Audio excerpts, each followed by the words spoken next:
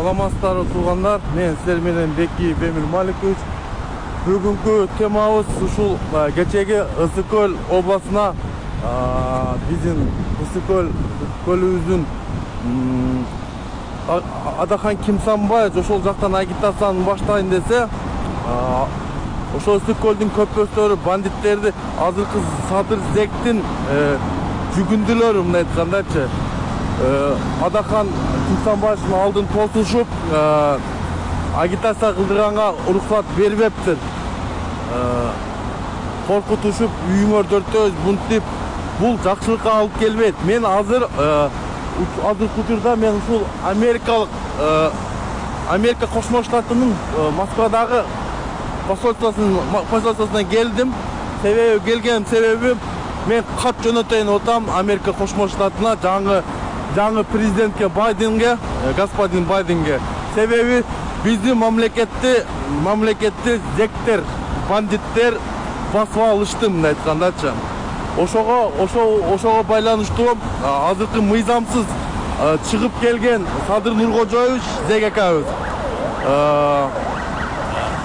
ушу өз аракеттери менен бийликти басып алып, 6,5 миллион элдин сөзүн укпай, өз билгенин кылып, президенттикке аттанды. Мен ушу Садыр Нуркожоевичке кайрылам. Сиз заключенныйсыз, сиз актале элексиз. Себеби бир түндө актаганга болбойт бул нерсени. 3 жыл, 4 жыл процесс кетет сиз акташ үчүн. Ошондо да ак болсоңуз, ошон үчүн өз ыкчаңыз менен президент талапкериңизди алып салыңыз. Мен сизге талап кылам. Талап кылбасам айтам, күчүм жетпес, ушу акыры ушу Европадагы газки трибуналга чейин барам. Жиниме тие берсеңиз, көпөстөрүңүздү жийип коюң, мен айтып коеюн. Мен сизден корккон эмесмин, коркпойм да. Сизге окшогон зек президенттерди мындай айтканда признавать этпейм. Сиз зексиз, түшүнүп атасызбы? Ошон үчүн туугандар, ушул фанаттарын айтып кетейин, ушу Садыр Нуркожоевичтин. Азыр мен келип чыктым, консультация алып чыктым. Мен кичине англис тилден кичине сакале-макале ойлом. Ошон үчүн переводчик керек экен, переводчик менен киришим керек экен. Биздеги мамлекеттик уровендеги сакалолор береге келсе вообще эле макале сакале болуп калат экен да. Ошон үчүн азыркы бийлик, зектердин бийлиги мыйзамсыз.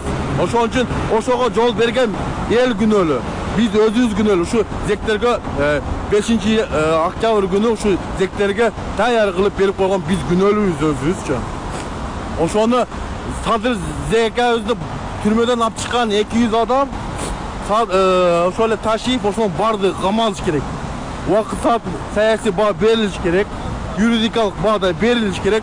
Булардын биринчи попыткасы эмес, булардын бул 3-чү попыткасы мамлекетти басып алыш үчүн. Булар рецидивисттер, мындай айткандачы. Ошон үчүн туугандар, мен дагы айтып кетерим. Ак ниет коому, биз Адахан Кимсанбаевди колдогонбуз, колдой беребиз, дагы колдойт. Дагы ушинтип пут тосо турган болсоңор, ошо көпөстөрдү айтып коеюн. Ошо жүгүндүлөрдү айтып коеюн. Не выездно кылып коем мен, жиниме тие бербегиле менинчи.